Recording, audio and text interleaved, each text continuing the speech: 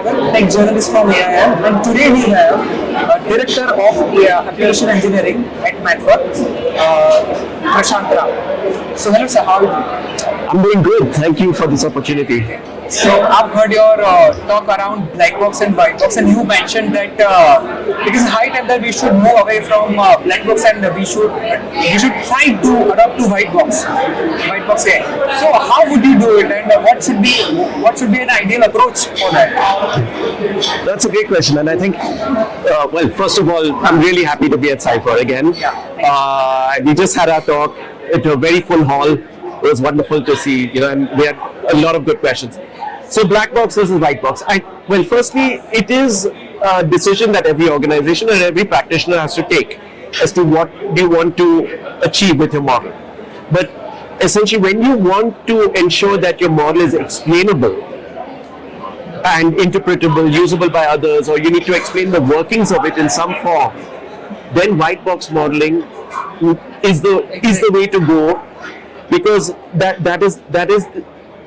brings you the elements of being able to understand what is happening behind the scenes, rather than take something which is a black box. You just put in an input and get an output. You don't know how it's working. But everything has its use case. If you just want to run something quickly, you take something, you run it, fine. But when you're trying to actually deploy and ensure that you're getting more trust in the workings of your AI system or whatever you're trying to work on, then the more you understand and the more you can explain about it, the easier it is for you to actually get down to deployment. And that's basically the message of what we're talking about. Yes. So recently you mentioned that we have seen no implementation of AI in cockpit, and there are conversations around would you trust AI in healthcare or not? So it all comes down to there. So how far would you take to get us there that we can trust AI in our cockpit and healthcare as well? Yeah, that's an interesting conversation, and I think that is basically your different requirements as per the industries, right? So some industries can move faster in implementing or using AI, whereas some industries may be more conservative, just because of the implication of what will happen when something goes wrong, when your system does not make the decisions the way you would have thought Correct. it should have made the decision. What is the implication of that? And there are essentially where lives, let's say, can be lost, people can be hurt, even let's say financially you will incur high losses for whatever reasons if your model doesn't work properly.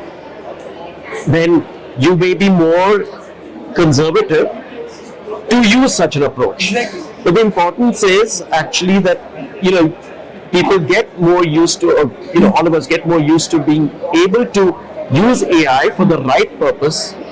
And I like to think of AI as just another tool in the toolkit, right? So you use another type of modeling principle where needed, and where you can use AI, you use it if it's giving you benefits, right? And being able to then trust it and actually use it. So for example, yes, would you fly in an aircraft which does not have a pilot, right?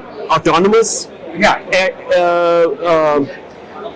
aircraft or drones, for example, don't carry human beings. Correct. But as a human being, would you be comfortable not having somebody in the front? I might have trust issues with that. Right. So you may have some issues, and that is essentially the thing that one has to think about. What are the human considerations? Similarly in healthcare, a similar discussion, right?